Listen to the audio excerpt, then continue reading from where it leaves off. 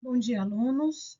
Então, vamos iniciar a nossa aula da disciplina de didática com o tema de planejamento didático. O que é um planejamento didático? É um planejamento de ensino como processo participativo de construção do conhecimento que envolve o professor e o aluno. O planejamento de ensino como recurso, ele é de extrema importância para o docente, representando o caminho, o norte da prática de uma aula. E quais são os elementos essenciais para a elaboração de um planejamento didático? Em primeiro, conhecer a realidade, então os dados de identificação. Em segundo lugar, vem a ementa, que nada mais é do que a finalidade. Em terceiro, os objetivos, para quê? Em quarto, conteúdo, que define-se o quê. Em quinto, a metodologia como.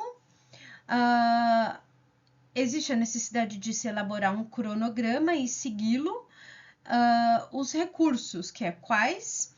A avaliação, para verificar se os objetivos estão sendo alcançados. E a bibliografia. E para que possamos entender melhor, agora eu vou falar de cada etapa dos elementos essenciais do planejamento didático. Ementa. Então, neste momento, é apresentado o resumo das finalidades da disciplina, onde se evidencia a relação desta com a proposta pedagógica estabelecida pelo projeto pedagógico do curso. Os objetivos. Os objetivos devem ser elaborados conforme a proposta da disciplina, tendo como base a utilização dos critérios finais, dos quais resultam progressivamente as respostas da aprendizagem esperada. Os conteúdos devem ir além do conteúdo específico da disciplina. Sendo assim, incluem os conteúdos chamados de conceituais, que é o saber, fatos, conceitos e princípios, os conteúdos procedimentais, que é o saber fazer, e os conteúdos atitudinais, sendo os valores, as normas e as atitudes. Continuando falando dos objetivos, eles são metas estabelecidas ou resultados previamente determinados. Os objetivos são redigidos iniciando sempre no verbo infinitivo, como um exemplo, analisar alguma coisa criticamente, aplicar algo, compreender algo, criar algo, mais o conteúdo específico da disciplina.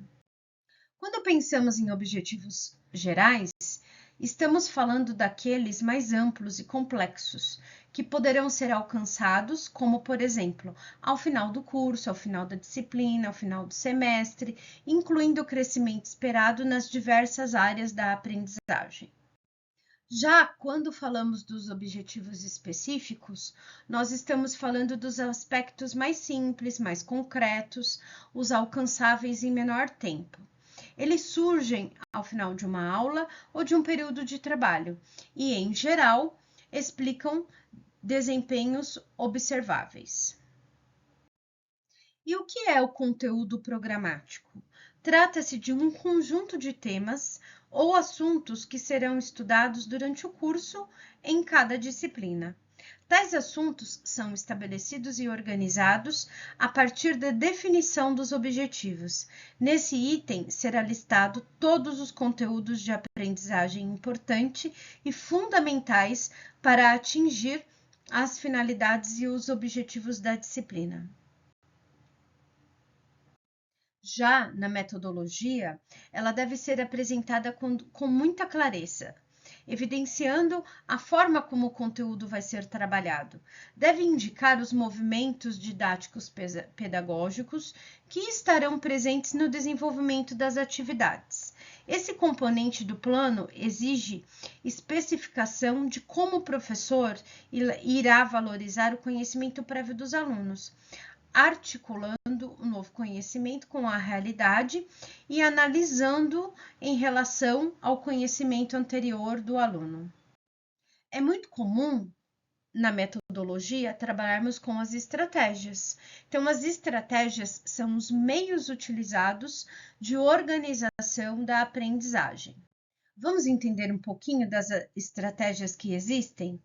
Então, quando a gente pensa em aquisição de conhecimento, nós usamos como estratégia a leitura de texto, leitura de roteiro, de questões, pesquisa de coleta de dados, estudo de caso, visita orientada, atividade de campo, aulas expositivas com recursos audiovisuais e dialogadas.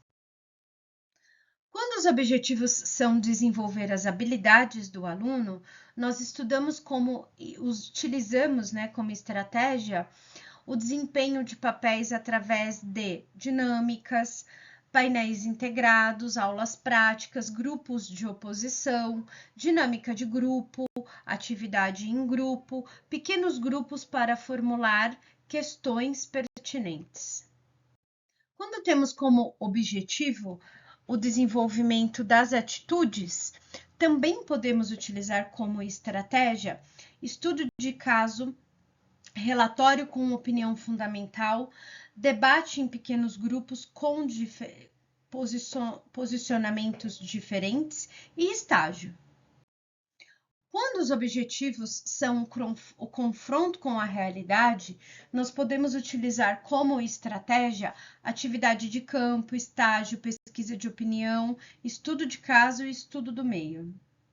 Já quando pensamos como objetivo desenvolvimento da capacidade de trabalho em equipe, as estratégias mais utilizadas são diálogos sucessivos, painéis integrados, pequenos grupos com tarefas diferentes ou pequenos grupos com uma única tarefa.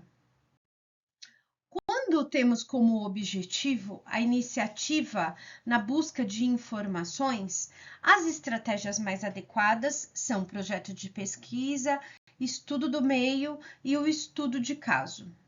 E para nós enfermeiros, que somos educadores contínuos, vale ressaltar a grande frase de um grande educador, Paulo Freire: só aprende aquele que se apropria do aprendido, transformando-o em aprendido com o que pode, por isso mesmo, reinventá-lo. Aquele que é capaz de aplicar o aprendido a situações existenciais concretas. E falando da avaliação, é a parte integrante do ensino e da aprendizagem. O processo de avaliação se coloca como elemento integrador e motivador. A avaliação abrange o desempenho do aluno, do professor e a adequação ao programa. Vale ressaltar que avaliar a aprendizagem tem um sentido super amplo. A avaliação pode ser feita de formas diversas, com instrumentos variados, sendo o mais comum em nossa cultura uma prova escrita. Na avaliação, a competência é a capacidade do sujeito mobilizar recursos cognitivos visando abordar uma situação complexa. A avaliação da aprendizagem é considerada uma situação complexa. Bom, queridos alunos, então chegamos à final do nosso tema da nossa aula de planejamento didático. Vale ressaltar que a atividade avaliativa estará disponível lá na plataforma da nossa faculdade. Bons estudos para vocês e nos encontramos nas próximas aulas. Até já!